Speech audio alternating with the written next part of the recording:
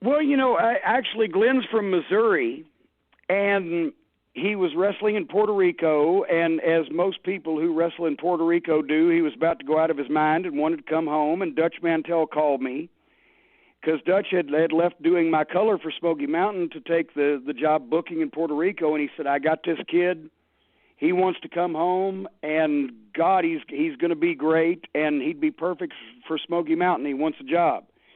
And I said, well, that's all I need to hear, because Dutch is the one who found me Mark Calloway when we needed a skyscraper in WCW, and we had him for 6 months, and then Vince took him, and he became The Undertaker. Anytime Dutch Mantell says, you got to use this guy, I did.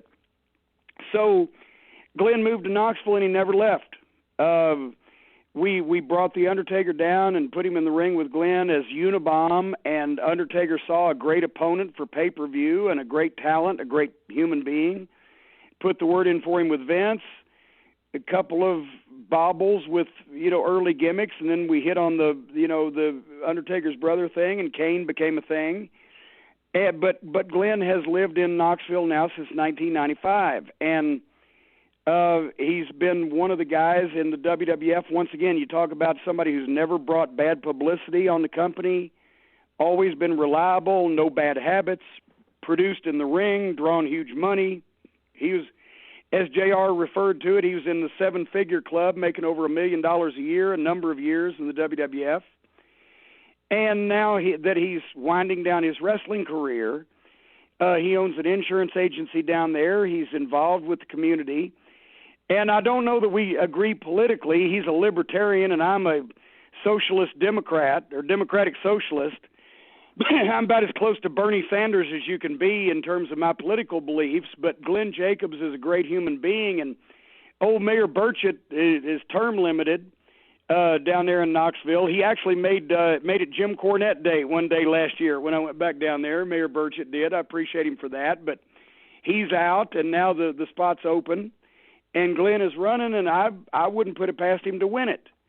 And I don't care what his political beliefs.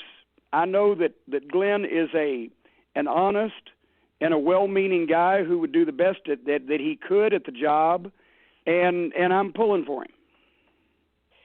And like I said, by the time this airs, there will be an announcement that would have been made just for speculative purposes for those listening. But, he's running. He told me at WrestleMania he's running. So well, you don't have to worry about what the announcement is. He's going to run, and I hope he wins. He shared a very nice chat with us that will have aired that will be detailing the entire announcement. But one thing we did talk about with him, and I'd love to get your take on this because of certain political views you do have. Let's talk about him using celebrity for good, because he's somebody that definitely has had to portray a very demonic character, a very scary character. But to the folks down in Knox County, Tennessee, he's a very soft-spoken guy. He's always doing charitable work. And in this instance, we see somebody who's using their celebrity for a real good thing, and that is to help grow a community.